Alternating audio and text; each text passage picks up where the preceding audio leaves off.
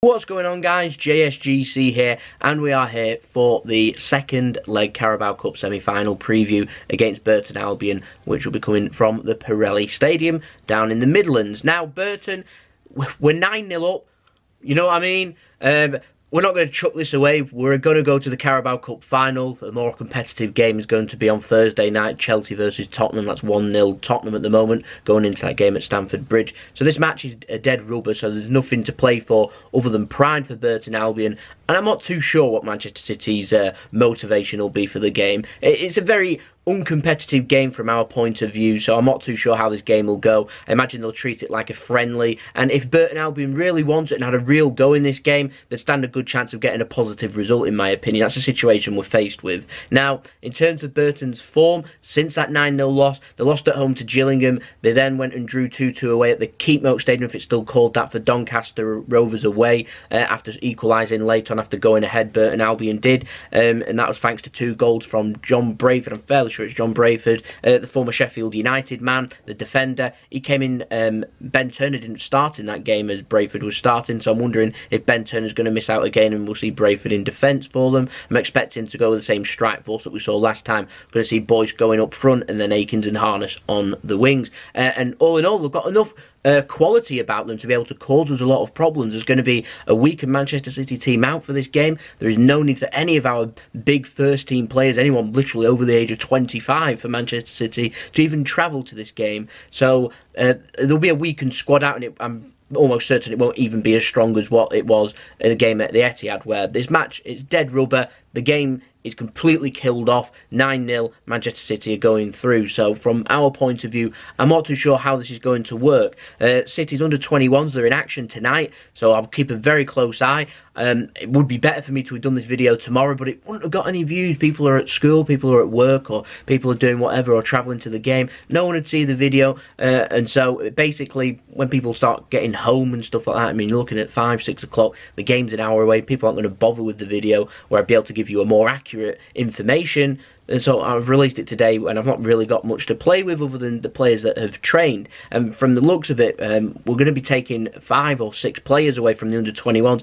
I find that really harsh. I know exactly what people are going to say in the comments, that it's a great opportunity for these young players to win their first ever Manchester City cap. It's a great opportunity for them to get their first Manchester City appearance. It's a great opportunity to play alongside some fabulous world-class players.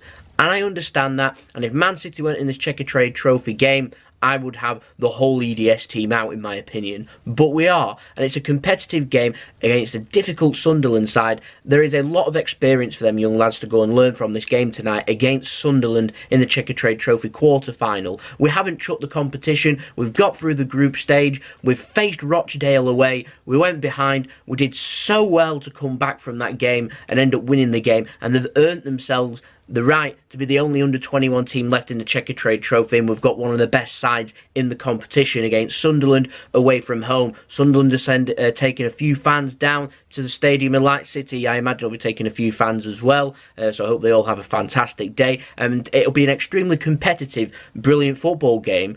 And a problem I've got is you're taking the players away from this game against Sunderland, is that we're going to put them into the first team. They're not going to be playing against world-class players, because City's first teamers will be away from the squad. They won't be playing, they'll be having a rest, and so they'll just be playing alongside other players that are either on rotation, players that haven't played that much, or other young players. And so they're going in against a game against Burton, where there isn't a lot of competitiveness there. Burton will just be looking for pride, whereas Sunderland and Manchester City's under-21s will be locking horns to stand a chance of going through to the semi-final, where, let's not forget, you win that game tonight against Sunderland, we win the semi-final, they're in a competitive cup final at Wembley Stadium.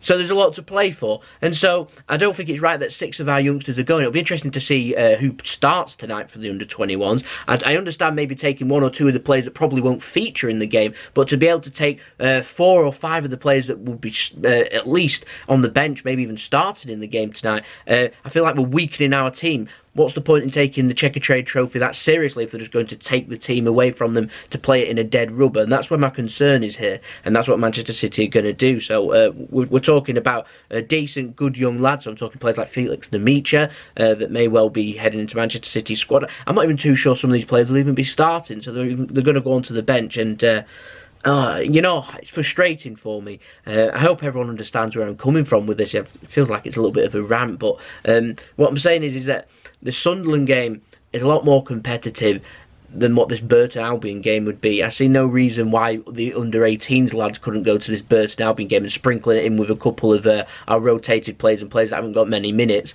and sprinkle it in with a couple of the under-18s lads that wouldn't be placing in the under-21 game, or even taking a couple of the substitutes from tonight's game in the under-21 game against Sunderland and using them, because I feel like a weakened side's going to lose against Sunderland.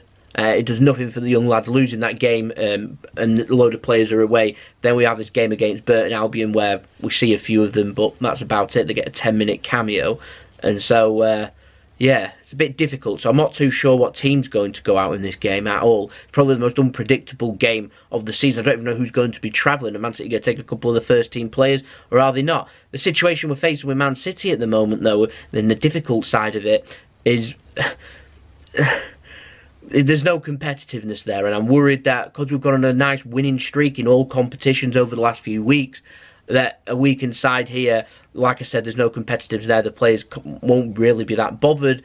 That one loss then mentally plays onto the effect of the players, and some of the players that are, like I said, rotated players out there might have the confidence not. So I'm talking players like Kyle Walker that needs a real pick-me-up in the game. We might be seeing him starting, and so it becomes extremely difficult. So we have to be careful. To me, the best way to go about this game is just to treat this game like any other Carabao Cup game, like that Oxford away match we had in the third round. Just treat it the exact same. Turn up to win. And say to them at half-time, if things aren't going well, tell them that things aren't going well. Do you know what I mean? There's got to be a squad out there that's able to win this game. What we don't want is to lose 2-0, because that's not a good result. It's kind of embarrassing on our behalf. It's then plays a mental factor on the young lads that will have gone out and played in this game, and then they'll be thinking, no, damn, I wish I'd gone to the Sunderland game instead. And so, do you know what I mean? It's difficult. Like I said, any other situation, if we weren't playing this Checkatrade Trophy game, even if it was a Checkatrade Trophy group stage game, I wouldn't have a problem with all coming along and playing this game. But it's the quarter-finals. Wembley's on the line. They've worked really hard towards getting there, just for it all to be chucked away. So it'll be interesting. We'll keep an eye on that one. Team news for City. I'm not expecting Aguero, De Bruyne, Laporte, Ederson, David Silva, Fernandinho, players like that to even travel to this game. I see no point in that whatsoever. Benjamin Mendy's returning from injury. He's starting to resume full training for Manchester City. However, he won't be playing in this game. I don't think we'll be seeing him for at least another couple of weeks. And so I'm just wondering, with Newcastle and Arsenal coming up over the next couple of weeks, Mendy will probably make his return against them. Bravo's still out, however, he's close to resuming training too. Mangler's been training. I mean, to me, perfect opportunity for Mangler to get some minutes in this game, really. I'm not expecting him to start, because I imagine Garcia will start, but it'd be good to see Mangler come out and get some minutes if he is able to be put on the bench. The other players have been training, Bolton, Richards, Poveda, they've all been training, Pozzo, Felix and Amicha, they could all travel too. These are players that I'd expect to be seen in the under-21 game against Sunderland tonight, so it'll be interesting to see how many of them players actually feature. Now, so difficult this. I've gone for a 2-0 Manchester City win. Anything could happen. Like I think if Burton Albion score at first in this game, I think they'll at least get a draw in this game. Man City's team, you'll see how weak it is when I pop up the team prediction in a moment. There should be enough quality there to be able to make things happen. I'm just concerned with how weak the midfield will be, and they're so disjointed and not playing with each other that they'll struggle to link up play. Burton Albion, if they're aggressive in defence and midfield, will be able to win the ball back, and if they can counter quickly, be able to make things happen. Things will look very disjointed. It could be quite an ugly game. I won't rule out a 0-0 in this game, and to be honest, if there's a load of young lads playing, I don't think a 0-0's a terrible result against a difficult Burton side away from home. They'll have the first team out. It'll be a difficult game.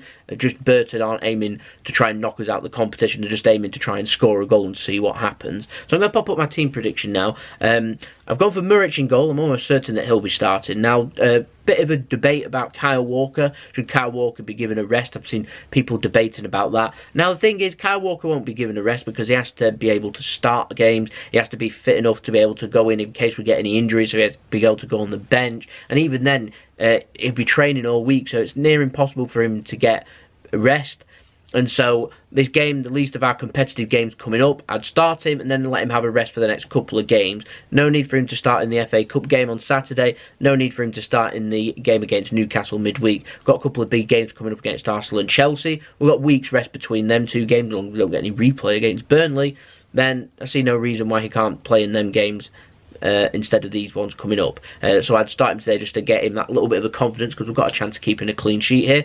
Has a good performance, be able to take confidence from that and take that into the oncoming games. Gone for Company and Garcia. We're not seen Vincent Company all that much this year, have we, since that Liverpool game? So I'd go with Company with a bit of experience for Garcia to play alongside him. Zinchenko's lacking minutes, so I'd go with him. Then in defensive midfield, I've gone for Sandler. We saw him come on in the game at the Etihad Stadium, so I'd probably start with him here. There's no reason why he can't start. I've gone for Foden, he needs some minutes. Then I've gone for Felix Nemicha to play further up inside that midfield, attacking midfield role, a role that he's kind of familiar with. I was debating between going with him or maybe going with one of the first teamers, but I thought, you know, I'd go with quite a strong attacking three up front, go with a kind of weaker midfield. So I've gone with Mahrez, Sterling and Jesus. It wouldn't surprise me if we saw one of the young lads going in to left wing instead of Raheem Sterling. Mahrez needs some minutes, and I'm not too sure who we could play up front. I mean, one of the guys that's playing for the under-23 scored a brace against Rochdale. I think he's called Garth.